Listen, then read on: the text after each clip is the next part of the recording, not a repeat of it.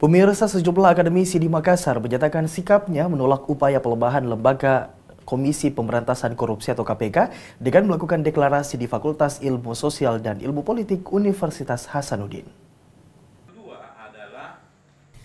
Deklarasi yang digelar di jurusan Sosiologi Universitas Hasanuddin ini diikuti Rektor Unhas, Profesor Dr. Duya Aristina, aktivis perempuan, ACC, Kopel, dan Lembaga Bantuan Hukum di Kota Makassar.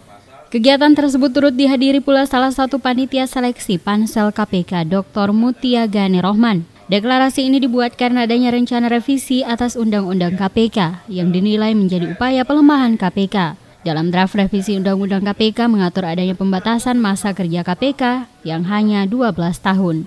Dalam pasal 5 draft revisi Undang-Undang KPK, Komisi Pemberantasan Korupsi dibentuk untuk masa 12 tahun sejak undang-undang ini dikeluarkan. Padahal menurut mereka, dibentuknya KPK sebagai lembaga independen untuk mengatasi persoalan bangsa yang terkait dengan korupsi, di mana KPK dikhawatirkan tidak akan memiliki kewenangan yang kuat untuk memberantas korupsi di Indonesia.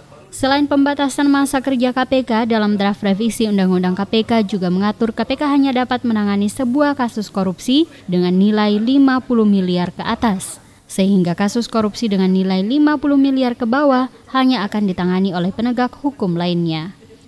Disayangkan karena kami memilih itu berdasarkan asumsi dengan KPK yang ada sekarang, dengan framework bahwa KPK itu harus dikuatkan, dan kami menemukan dalam sebagai pansel itu kan mengundang berbagai stakeholdersnya KPK, kami menemukan bahwa penguatan yang ada sekarang lah yang harus dilakukan sebagai organisasi KPK, dan itu membutuhkan komitmen dari para politisi dan pemimpin. Revisi Undang-Undang KPK yang akan dilakukan jelas-jelas melemahkan lembaga yang dianggap bisa memberantas tindak korupsi di Indonesia. Surat dan pernyataan sikap diberikan kepada Rektor Unhas untuk disampaikan ke DPR. Diharapkan dengan adanya deklarasi ini, revisi Undang-Undang KPK dapat diperhatikan kembali. Dari Makassar, Aksa Arsyad, GoTV memberitakan.